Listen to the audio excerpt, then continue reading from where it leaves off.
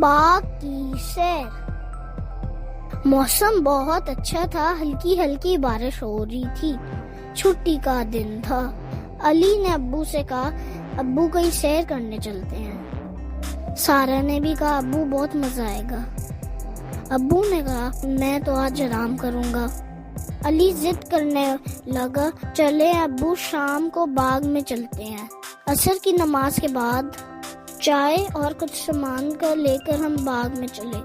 باغ میں بہت سارے پھول تھے اور وہاں پر ایک پانی کی جھیل بھی تھی اور جھیل میں بہت ساری بطخیں تیرتی تھی اور کنول کے پھول بھی تھے۔